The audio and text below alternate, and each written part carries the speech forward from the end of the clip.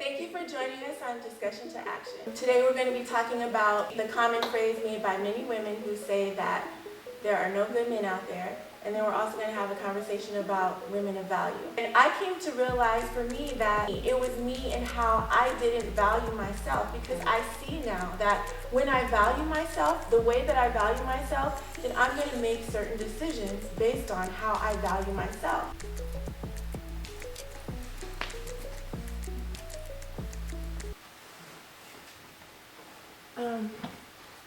If someone asked me, do you value yourself? Then I would have said, well, yes, based on, because, like normal things. I get up and I get dressed, and there's certain things I don't tolerate in my life, that type of thing. And so my question too was, can you sort of value yourself? How do you really value yourself? I feel like I value myself more than I did before. But I feel like because I didn't value myself the way that I value myself today, which I feel like I can grow even more in how I value myself, that I made the decisions that I did then.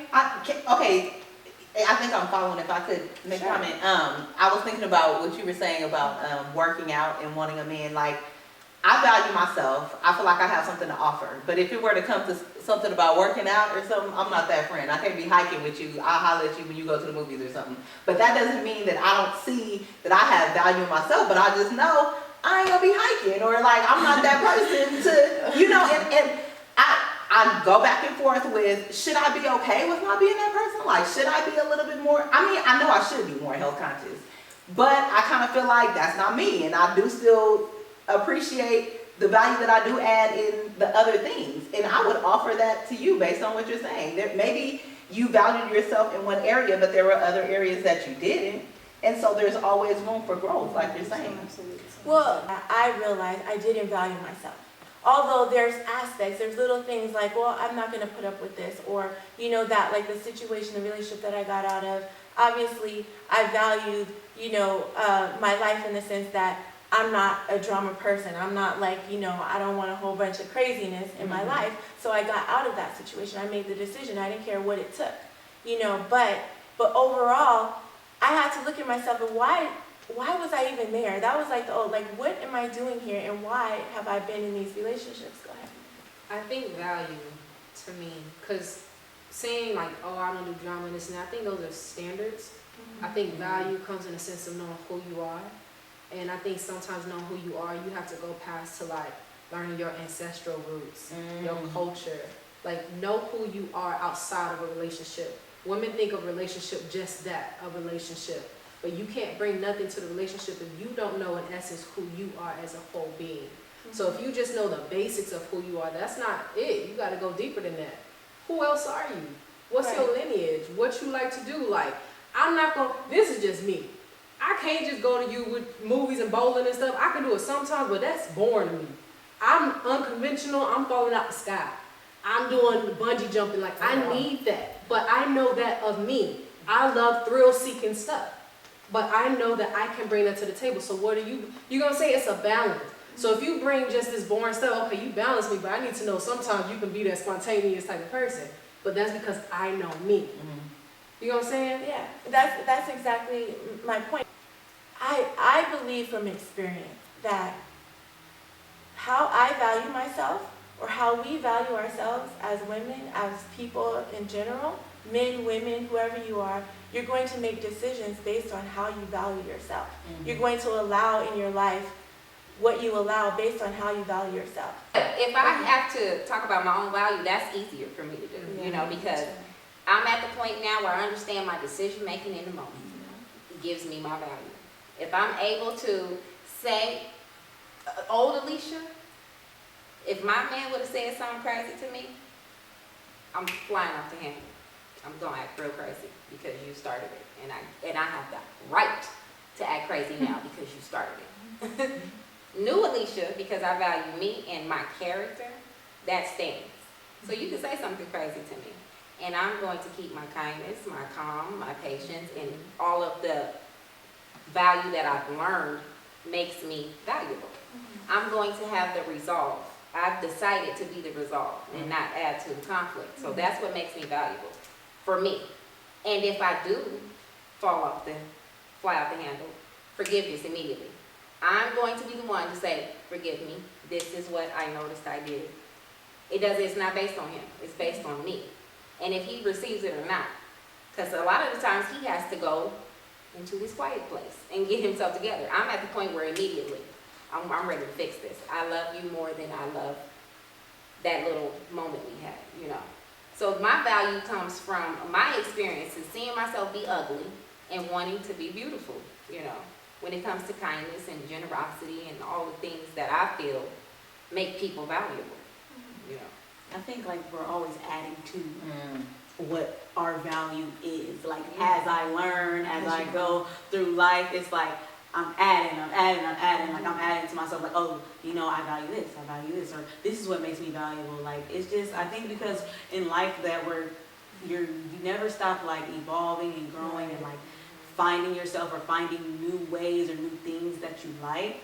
That I think like the value question is just not a black and white thing, because as people we're supposed to always be evolving or always growing. So things that I used to find when I was younger that like, oh yeah, I value myself because this and that. Well, of course I've grown. So those things have been added to, and now this is why I consider myself to value myself, because I've grown and I went through this experience and this experience. That's true. At my age now, I definitely value myself more than I did, because that's why I was attracting the wrong men until I valued myself. That's why if you'd asked me the same questions 10 years ago, you get a different answer. I cannot subscribe to the fact there's no good men. Don't agree with it. Don't hear it in my sphere of influence. So I try to relate to it, but it just isn't. The people around me don't talk like that. I don't hear it. I don't. It's maturity. So I was trying to make myself think about it, and I'm trying to put myself back to kind of. But I just was like, no, that's not true. You know, that's really where I was. Can we talk about self-worth? I just want to kind of get that, like, you know, how we can do the work in order to make the decisions that we need to make in our lives pertaining to men, to jobs, different type of relationships, that sort of thing. I think first it starts with you have to become aware of your energy at that moment. Like what pissed you off? What made you mad? What made you sad? And then write that emotion out. Everything in writing. Everything's writing. And then, or whatever, put the emotion down and say, okay, why am I feeling this way? You have to literally dissect that emotion that you was feeling. And then you have to tie it down to whatever it is. But a lot of people don't know how to do that. Because a lot of the time that pain is always in, like, subconsciously built from that childhood trauma. So it's really like you have to understand how to go through the process of dissecting every emotion that takes you out of your character. That's hard to do sometimes, because how do you like, sometimes it's hard to separate that. Like, I know, like, for me personally, like, there's things that I don't like I like stability. But the reason I don't like stability is because when I was younger, with my actual father, like, we moved around so much. I hate moving and I hate change, based off the fact that when I was a child, I felt like I never was able to just sit somewhere long enough and be able to just be there, because I was always moving. So for me, it took me a long time to realize, like, why do I hate change so much? Like, why do I not like, why is, like, for me, I just want stability so much. Why do I seek it so much? But that's why. Like, that's what it is for me. Based off my childhood, I never liked it. Like, it was hard for me. So it's like... Yeah. I just want to piggyback off of that, because, like, I would have the same thing. I moved all the time, but I was the opposite. I was a runner. So every time, like, we got stable, I was like, why are we here longer than 2 years? So when I got older, I was running from every little situation that got on my nerves. I didn't want to deal with it. I just ran. I didn't, like, communicate nothing. So it really is, you have to figure out where it comes from and dissect it. Like, and then it's so crazy. The littlest things in your lifestyle can really contribute to how you handle, like, your behavioral patterns. And then that's when you can tap into your emotions. But if you have no clue of how to understand why you're doing it, your emotions are always going to be disrupted. Right. And that's the thing. I mean, the fact that you understand that, you know, is good. And then it's about, like, what do we do with that? You know, what do we do with recognizing why we're doing the things that we're doing, and if we want to stay there, You know, like, do you want to stay in that? That space, yeah. And that's what it is. Really, I had to work on that. I'm still working on that because things are gonna change no matter whether I like it or not. Like, and like I have to find that stability within myself. Like I have to level myself out. So then, no matter what, like in a relationship, like things just happen. Like that's the part of life. So every day I'm learning how to deal with change because that's not something that you can ever prevent. So does anyone here do self-work? And what does that look like? 'Cause, you know, just for, What like I exactly said. do you mean when you say that? Like, so just growing? Like, She what means is actual Go ahead and- doing something about it. Yeah, go ahead and explain that self-work. Self-work is really digging through everything that takes you, like, that's not aligned with your natural self. But the thing is, you don't know your natural self, right? But you know something is off.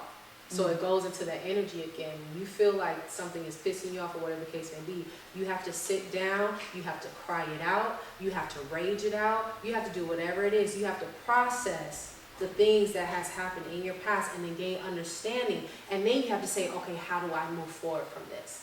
Choose which path you want to go. Do I want to sit in those emotions or do I want to move forward? And how do I want to do it? Who are the people that I want to bring with me? What values, new values do I want to put into my life? It's questioning. Everything about self-worth is exploring this new you. But everyone is comfortable to sit in your discomfort. And people are afraid of change. And they don't want to step into that new world because that's all they know is pain. So you got to undig everything and then go in just wide open and then just accept and embrace everything. There's a whole world out there. And that's how you bring that good energy to That's you. how you I bring did that Exactly. work a few years ago and it was painful. And that's why you have what you have It's now. lonely. And, It's lonely. It's lonely. Right? It's And you're so like, am I lonely. just a big baby? But isn't it something that you would continuously do?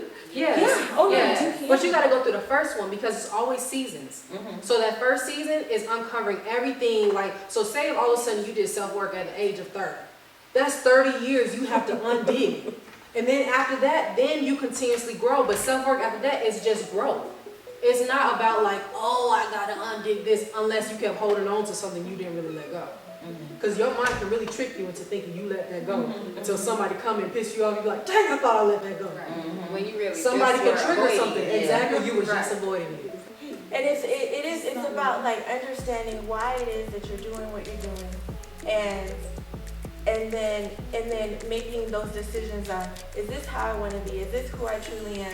You know, that sort of thing. Like I realized even there was a lot of lies I told myself, a lot of lies that I thought who I was and I really wasn't.